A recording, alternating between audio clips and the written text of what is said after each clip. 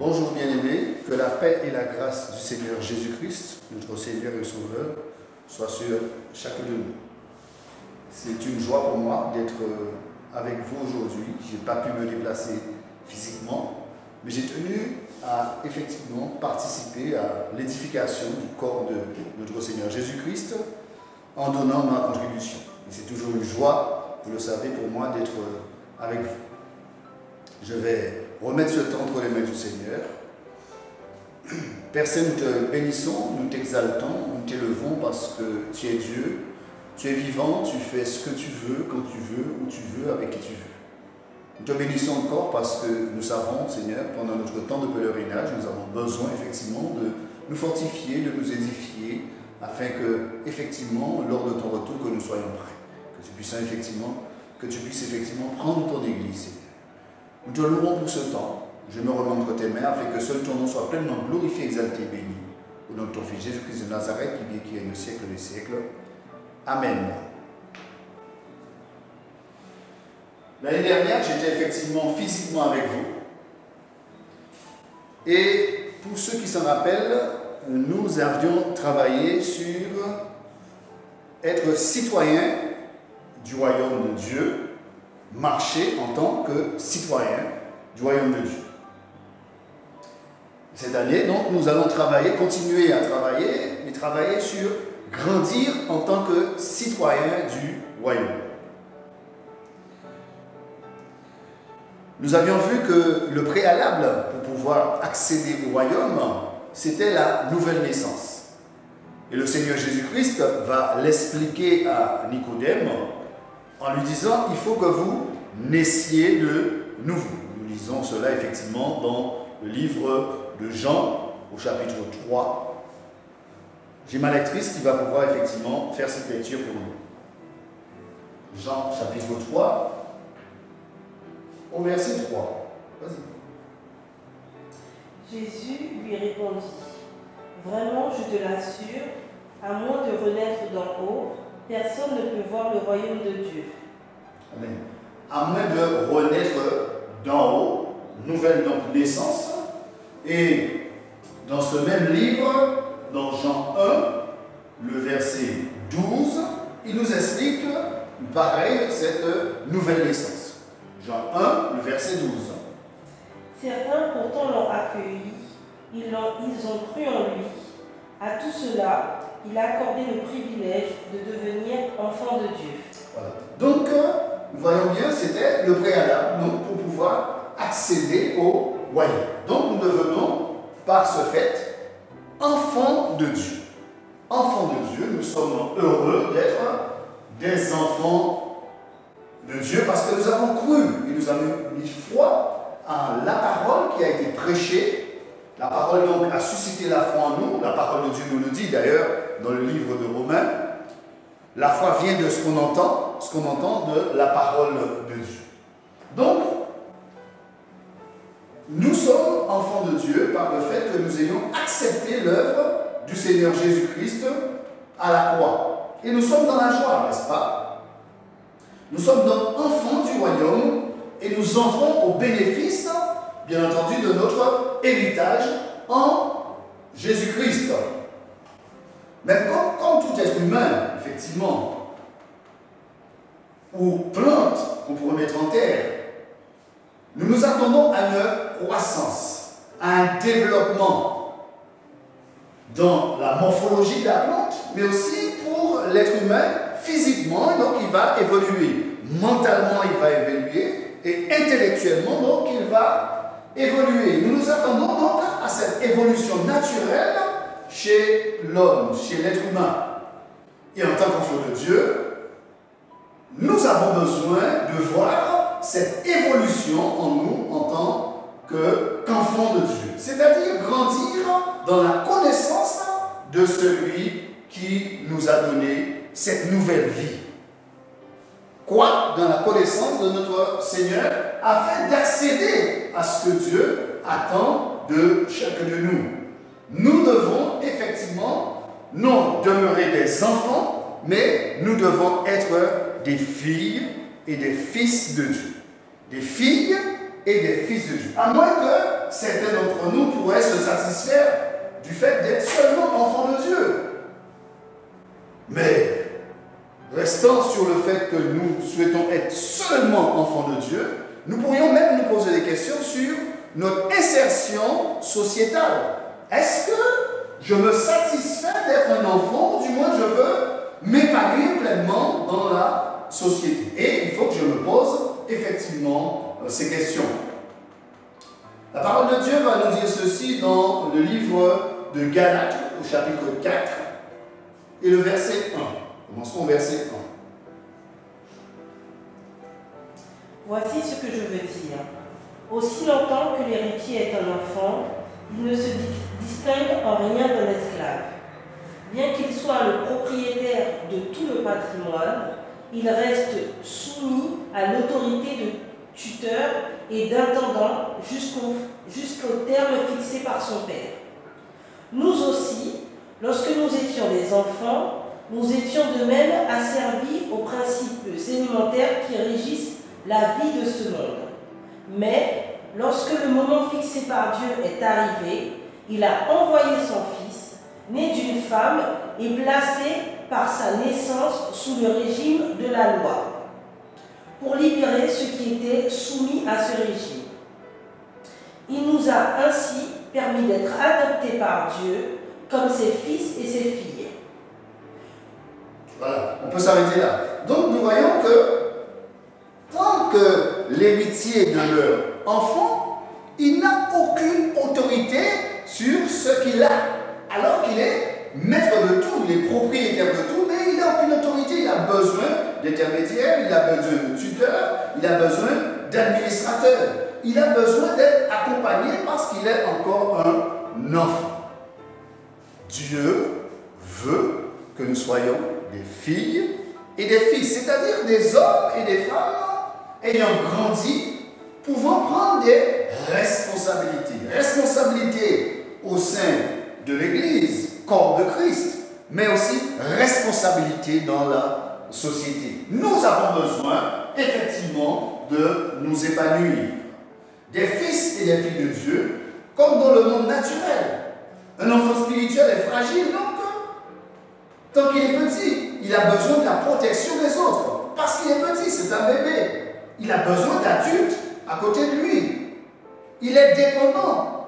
Quand il devient adulte, donc, il devient apte à conduire seul sa vie. Pour bénéficier donc des promesses de Dieu et devenir utile dans le royaume, nous devons impérativement grandir spirituellement. Nous devons quitter l'état de l'homme naturel pour devenir un homme spirituel, pour devenir un homme, une femme spirituelle. Conséquent, ayant reçu la connaissance, pouvons effectivement demeurer fermes dans notre marche par la grâce de Dieu, seulement par la grâce de Dieu. 1 Corinthiens 3. En réalité, frères et sœurs, je n'ai pas pu m'adresser à vous comme à des hommes et des femmes conduits par l'Esprit. Nous voyons ici, l'apôtre, il est désolé. Il est vraiment désolé. Il voudrait bien s'adresser à des hommes et des femmes fermes dans leur foi, mais il ne peut pas. Il est désolé parce qu'il a en face de lui des hommes et des femmes qui sont encore petits. Continue. J'ai dû vous parler comme si vous étiez des hommes ou des femmes livrés à eux-mêmes, comme à des petits-enfants en Christ. Comme à des petits-enfants en Christ. L'apôtre Paul est désolé. Il s'attend à une croissance et là, il voit que nous sommes encore petits. Comme à des petits-enfants en Christ. Qui dans cette salle voudrait, à 40 ans, que sa mère lui dit « Mon enfant petit, là, comme ça ». Non. Tu veux ton biberon? Non. Nous n'accepterons pas cela. L'apôtre Paul dit effectivement « J'ai dû vous parler comme à des petits-enfants en Christ ». Afin de pouvoir entendre et comprendre quand le Père nous parle, par son Saint-Esprit, nous voyons que c'est ce que l'apôtre dit. Nous avons besoin de grandir dans le Seigneur. Et si tu reprends la lecture, au verset 1, il dit: En réalité, frères et sœurs, je n'ai pas pu m'adresser à vous comme à des hommes et des femmes conduits par l'Esprit. Je n'ai pas pu m'adresser à vous comme à des hommes, il précise, comme à des hommes et à des femmes conduits par l'Esprit. Parce que vous êtes encore trop petits. Vous êtes encore des enfants. Et vous devriez effectivement être beaucoup plus grands, c'est-à-dire grandir dans la connaissance du Seigneur et Sauveur. Voyons donc cet épanouissement naturel que nous devrions avoir dans la connaissance de notre Seigneur, nous ne l'avons pas encore atteint, alors que nous sommes enfants du royaume de Dieu. Afin de pouvoir entendre et comprendre la parole, nous avons besoin de la présence de l'Esprit en nous. Comprendre et entendre la voix de l'Esprit. Le Seigneur dira ceci dans le livre de Jean. Il dira que mes brebis connaissent ma voix et ils ne suivront pas un autre. Mes brebis connaissent ma voix et ils ne suivront pas un autre. Nous devons apprendre à connaître la voix du Seigneur.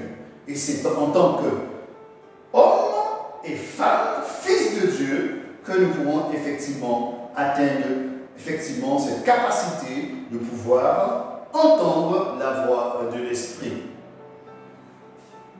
Nous voyons ici une illustration parfaite de la situation dont nous venons de citer. Dans le livre de Samuel, nous lisons cela, 1 Samuel 3.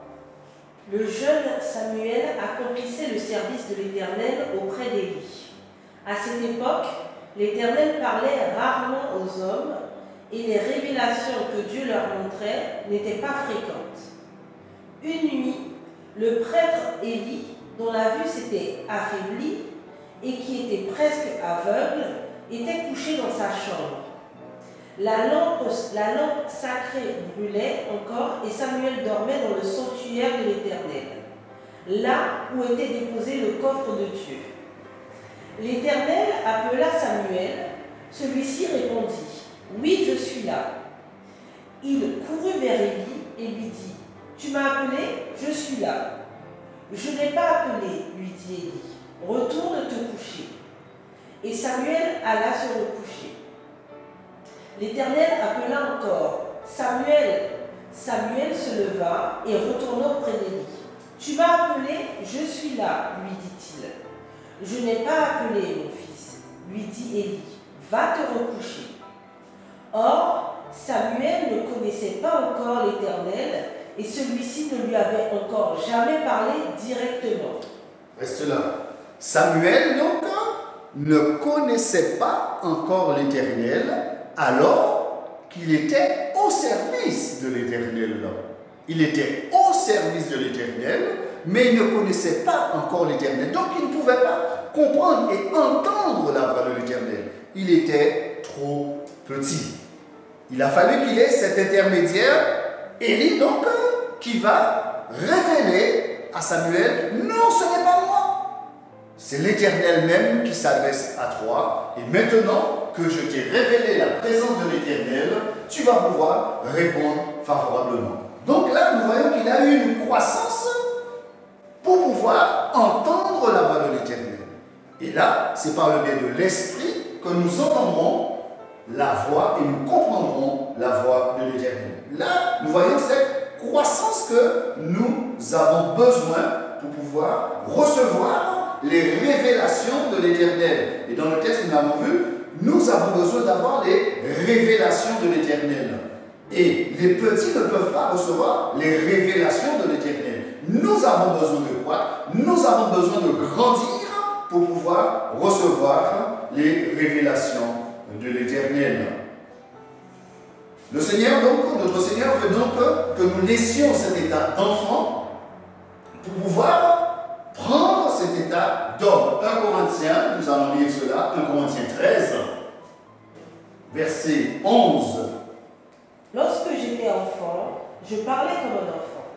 Je pensais et raisonnais en enfant. Une fois devenu homme, je me suis défait de ce qui est propre à l'enfant. Aujourd'hui, certes, nous ne voyons que d'une manière indirecte. comme dans un miroir. Mais tu peux t'arrêter là. Donc, lorsque j'étais enfant, je parlais comme un enfant. Mais maintenant, je suis un adulte. Je dois être un adulte. Je peux dire, effectivement, j'ai 10 ans, 20 ans, 30 ans de conversion. Mais quel est mon âge spirituel? Est-ce que j'ai grandi spirituellement? Est-ce qu'aujourd'hui, je prends des responsabilités? Est-ce que je reçois les révélations de l'Éternel? Est-ce que l'Esprit m'adresse et est-ce que je prétends, effectivement, je veux aspirer à grandir dans la connaissance de mon Seigneur et Sauveur? Donc, là, nous voyons, je raisonnais comme un enfant. Lorsque je suis devenu homme, j'ai fait disparaître ce qui était de l'enfant. Et nous voyons des fois notre comportement même dans l'église ou autre, dans notre travail, ressemble à des comportements infantiles. Et nous devrions effectivement nous poser des questions. Quand nous prenons plaisir, par exemple, à écouter ce qui n'édifie pas, eh bien, nous sommes en comportement infantile. Quand nous prenons plaisir à juger ou à critiquer, à perdre notre temps sur des choses qui n'édifient pas, nous sommes dans des comportements infantiles. Quand nous fuyons nos responsabilités, nous sommes dans des comportements infantiles. Quand nous laissons toute la responsabilité à un autre, nous sommes dans des comportements infantiles. Nous devons effectivement grandir pour rentrer donc au bénéfice de ce que notre Dieu a préparé pour nous. Nous allons de nouveau faire une lecture. Matthieu 16, versets 5 et suivants. En passant de l'autre côté du lac, les disciples avaient oublié d'emporter du pain. Jésus leur dit, « Faites bien attention, gardez-vous du levain des pharisiens et des sadducéens. » Les disciples discutaient entre eux. Il dit cela parce que nous n'avons pas pris du pain. Reste là. Donc, le Seigneur Jésus-Christ va les prévenir de ne pas avoir les mêmes comportements que les pharisiens et les sadducéens. Mais eux, étant petits, ne peuvent comprendre. Gardez-vous du vieux levain, gardez-vous de cela. Mais eux, ils ne comprennent pas cela. Et donc, le Seigneur Jésus-Christ doit leur expliquer. Vas-y. Jésus, sachant ce qui se passait, leur dit, « Pourquoi discutez-vous entre vous parce que vous n'avez pas de pain? Ah, votre foi est bien petite. Vous n'avez donc pas encore compris. Ne vous souvenez-vous pas des 5 pains distribués aux 5000 hommes et du nombre de paniers que vous avez remplis avec le reste? » Tu peux t'arrêter là. Votre foi est bien petite. Vous n'avez pas encore compris? Votre foi est bien petite. Malheureusement, ils n'ont pas encore atteint le niveau de connaissance et de compréhension du maître pour pouvoir effectivement comprendre ce que le maître dit.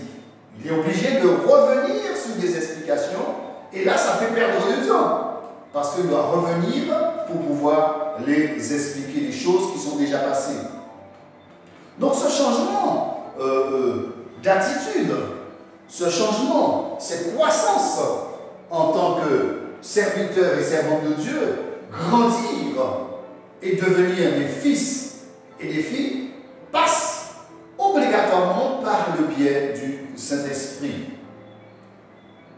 Nous croyons donc que nous avons reçu le Saint-Esprit. C'est le Saint-Esprit même qui va nous révéler la personne de notre Seigneur et Sauveur Jésus-Christ. Et nous mettons donc foi en ce que nous dit la parole. 2 Pierre 1 à 8. Simon Pierre, serviteur et apôtre de Jésus-Christ, salue ceux qui ont reçu le même privilège que nous, la foi. Amen. Ils la doivent à Jésus-Christ, notre Dieu et notre Sauveur, car il est juste. Amen, amen. Que la grâce et la paix et la paix vous soient données en abondance par la connaissance de Dieu et de Jésus notre Seigneur. L'abondance de la connaissance de notre Seigneur Jésus-Christ. Continue. Par sa puissance, en effet, Dieu nous a donné tout ce qu'il faut pour vivre dans la piété. Par sa puissance, Dieu nous a donné tout ce qu'il faut pour vivre dans la piété. La connaissance de notre Seigneur étant des fils et des filles, nous recevons cette connaissance qui nous permet de marcher donc en tant que fils et filles de Dieu, parce que effectivement nous avons reçu cette connaissance de notre Seigneur et Sauveur Jésus-Christ. Continue. En nous faisant connaître celui qui nous a appelés par la manifestation de sa propre gloire. Amen. Et l'intervention de sa force. Amen, amen. Ainsi, nous bénéficions des dons infiniment précieux que Dieu nous avait promis. Amen. Nous bénéficions des dons infiniment précieux que Dieu nous avait promis. Et nous devons rentrer en possession de ces dons. Nous devons rentrer en possession de cela. Mais en tant qu'enfant, cela est impossible. Il faut effectivement que nous puissions être des fils et des filles pour pouvoir rentrer en possession de ces dons. Il a voulu par ses dons vous rendre conformes au caractère de Dieu. Vous qui avez fui la corruption que les mauvais désirs font régner dans ce monde. Pour cette raison même, faites tous vos efforts pour ajouter à votre foi la vertu. À la vertu, la connaissance. Donc nous allons donc ajouter à votre foi la vertu. À la vertu, la connaissance. La connaissance. À la connaissance, la maîtrise de soi. La maîtrise de soi.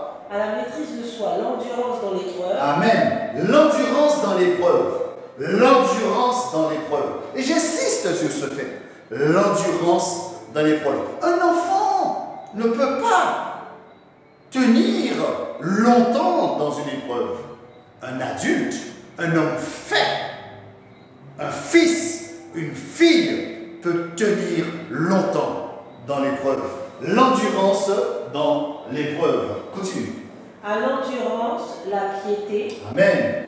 À la piété, l'affection fraternelle. Amen, amen. À l'affection fraternelle, l'amour. Amen. Car si vous possédez ces qualités, et si elles grandissent sans cesse en vous, elles vous rendront actifs et vous permettront de connaître toujours mieux notre Seigneur Jésus-Christ. Amen. Si vous possédez ces choses vous rendront actifs. Nous insistons le fait. Actifs, pas inactifs. Actifs. Si ces choses demeurent en vous, vous serez actifs. Actifs. Des hommes faits, actifs, prenant leur responsabilité. Le prophète Ézéchiel va dire ceci. C'est un texte que nous connaissons. Il va prophétiser. Ézéchiel 11, versets 19 et 20. Je leur donnerai un cœur qui me sera entièrement dévoué. Amen. Je leur donnerai un cœur qui me sera entièrement dévoué. Et je mettrai en eux un esprit nouveau. Je mettrai en eux un esprit nouveau, une capacité d'entendre et de comprendre. J'ôterai de leur tête, de leur être, leur cœur dur comme la pierre, et je leur donnerai un cœur de chair. Je vais changer leur cœur. Et là, nous voyons la circoncision, la vraie circoncision, circoncision du cœur, où l'Éternel prend plaisir. Je placerai en eux un nouveau cœur. Et ceux-là, ils pourront prendre effectivement ma connaissance pour pouvoir effectivement travailler dans le corps, et édifier et recevoir mes connaissances. Alléluia. Cette circoncision donc nous permet de participer à la divinité de notre Seigneur et Sauveur Jésus-Christ, notre Sauveur. En tant que citoyens du royaume sur la terre, nous reflétons donc la gloire de Dieu. Par le fait que notre cœur a changé, nous recevons l'instruction du Seigneur. Nous sommes animés de l'Esprit. Nous avons grandi. Nous reflétons la gloire de notre Seigneur et Jésus-Christ sur la terre. Nous sommes enfants du royaume sur la terre pendant notre temps de pèlerinage et nous devons refléter la gloire de notre Seigneur et Sauveur Jésus-Christ de Nazareth. 2 Corinthiens 3, verset 18. Et nous tous qui, le visage découvert, contemplant comme dans un Amen. miroir la gloire du Seigneur, Alléluia. nous sommes transformés en son image dans une gloire dont l'éclat ne cesse de grandir. Amen, amen. Nous sommes transformés. Reprends la lecture s'il te plaît. Et nous tous qui, le visage découvert, contemplant comme dans un miroir la gloire du Seigneur, nous sommes transformés en son image. Alléluia.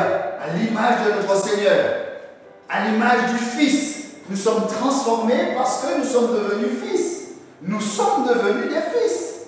Nous ne sommes plus des enfants. Nous sommes donc à l'image même du Fils de Dieu. Béni soit l'Éternel. Cette œuvre donc de dépouillement se produit à l'intérieur. Nous sommes dépouillés de l'être que nous étions. Nous avons vu ce changement de cœur, cette circoncision, ce dépouillement de l'intérieur nous permet de refléter la gloire de notre Seigneur et Sauveur Jésus-Christ. Nous sommes en capacité d'endurer. Nous sommes en capacité de tenir. Nous sommes en capacité, effectivement, de traverser les moments de difficulté parce que Dieu fait son œuvre dans ses fils, dans ses filles, afin qu'ils soient aptes au service. Philippiens 3, verset 7. Toutes ces choses constituaient à mes yeux un gain, mais à cause de Christ, je les considère désormais comme une perte. Amen. Tout ce qui était pour moi un gain, je regarde maintenant comme une perte. Je regarde tout dans certains textes, on va voir, dans certaines versions, on va voir, comme de la boue. Qu'est-ce qui est important pour toi, mon frère, ma soeur, sur cette terre? Est-ce toi-même? Est-ce la vie de Christ en toi? Est-ce toi-même? Est-ce ton travail? Ou est-ce de la vie de Christ en toi? Qu'est-ce qui importe le plus pour toi, mon frère, ma soeur? Qu'est-ce qui est important pour toi, mon frère, ma soeur? Est-ce toi-même? Est-ce la transformation que Dieu veut opérer en toi? Est-ce ton caractère? Est-ce ta maison? Est-ce ton épouse? Ou Christ en toi? L'apôtre Paul dit, je regarde toutes choses comme de la boue. Et il va dire, si je vis, ce n'est plus moi qui vis, mais c'est Christ qui vit en moi. C'est Christ qui vit en moi. C'est Christ qui vit en moi. Donc, je ne suis plus le Saul de Tarse. Je suis devenu Paul par la grâce de Dieu. J'ai grandi en connaissance. J'ai changé de vie. Je suis un fils de Dieu. Je regarde toutes choses comme une perte à cause de l'excellence de la connaissance de Jésus-Christ, mon Seigneur, pour lequel j'ai renoncé à tout. Et je le regarde comme de la boue afin de gagner Christ. Béni soit l'Éternel. Mon but donc et mon objectif, notre but et notre objectif, c'est d'atteindre par la grâce la stature parfaite de Christ. Atteindre par la grâce la stature parfaite de Christ. Éphésiens 4, le verset 13. Ainsi, nous parviendrons tous ensemble à l'unité dans la foi et dans la connaissance du Fils de Dieu, à l'état d'adulte, à un stade de maturité où se manifeste la plénitude qui nous vient de Christ. Amen, amen. On peut le répéter, Gladys. Ainsi, nous parviendrons tous ensemble. Tous ensemble. À l'unité dans la foi. L'unité dans la foi. C'est cette recherche qu'il y a. Nous sommes enfants du royaume. Nous travaillons. Nous travaillons pour le royaume. Nous nous préparons au retour glorieux de notre Seigneur. Nous nous préparons pendant notre temps de pèlerinage. Nous cherchons l'unité de la foi. Continue. Et dans la connaissance du Fils de Dieu. La connaissance du Fils de Dieu, notre Seigneur et Sauveur. Continue. À l'état d'adulte, à un stade de maturité où se manifeste la plénitude qui nous vient de Christ. Amen. À l'état d'adulte. À l'état d'adulte. Pas à l'état d'enfant, mais à l'état d'adulte. D'homme fait, d'homme prêt, d'homme endurant, pouvant tenir des fils et des filles de Dieu, pouvant tenir quel que soit le vent, quelle que soit la pluie, quel que soit l'orage. Mais nous pouvons tenir, quelles que soient les difficultés que nous pourrions rencontrer, nous tenons ferme et jusqu'au bout. Ainsi, nous ne serons plus de petits enfants ballottés et emportés à tout vent de doctrine par la ruse des hommes et leur habileté dans les manœuvres d'égarement. Nous sommes des hommes faits. Quel que soit ce qui pourrait venir, nous sommes prêts. Nous sommes prêts.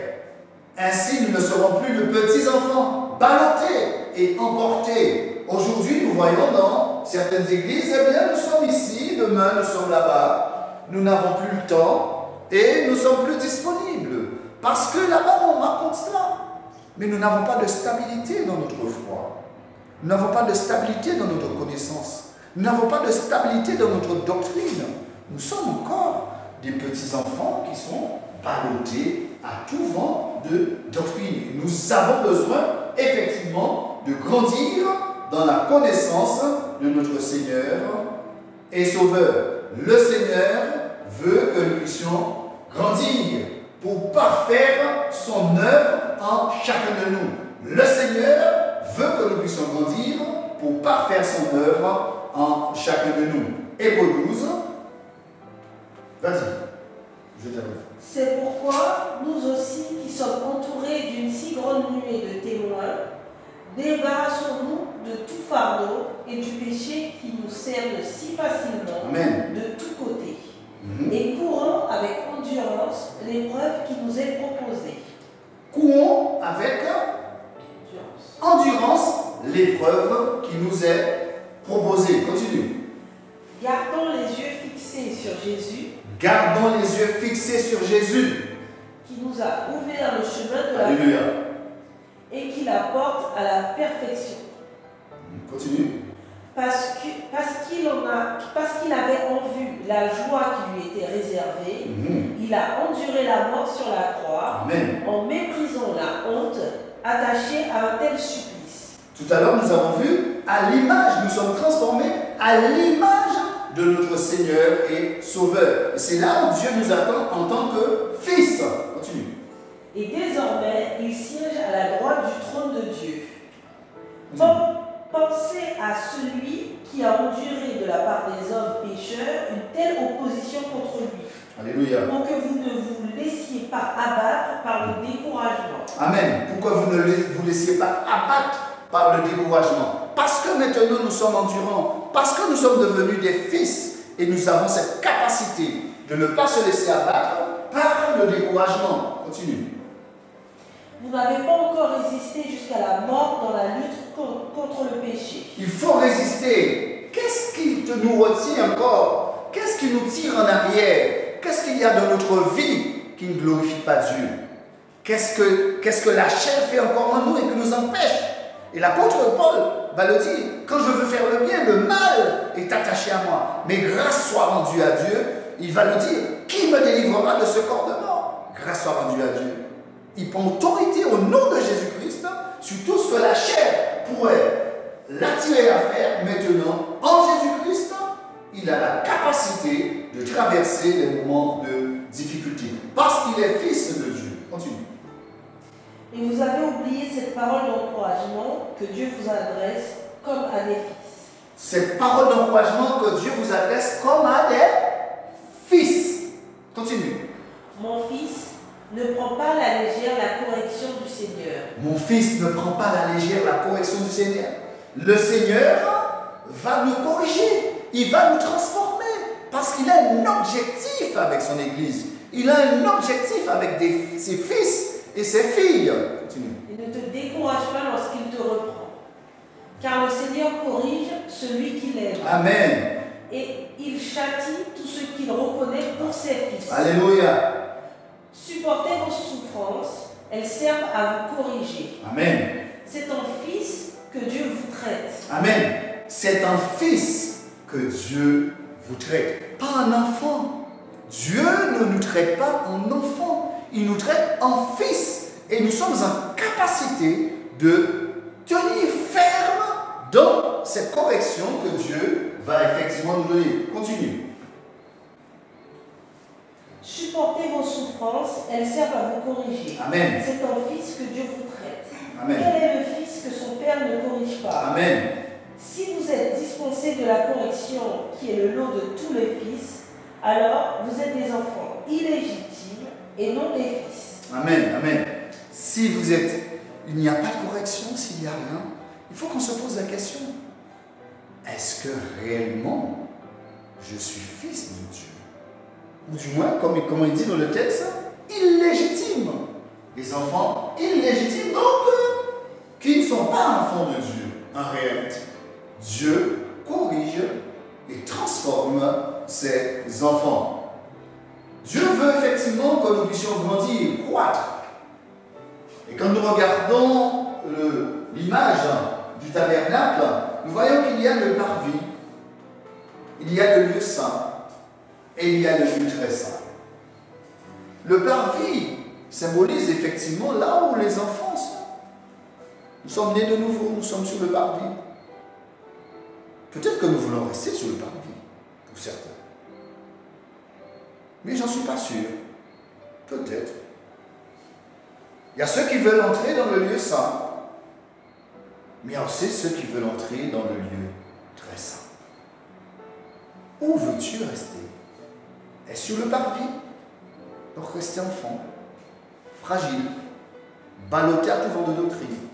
Rentrer dans le lieu saint où tu reçois la connaissance, ou encore rentrer dans le lieu très saint où effectivement Dieu se révèle à toi par son Esprit Saint. Que le Seigneur nous bénisse et nous fasse du bien.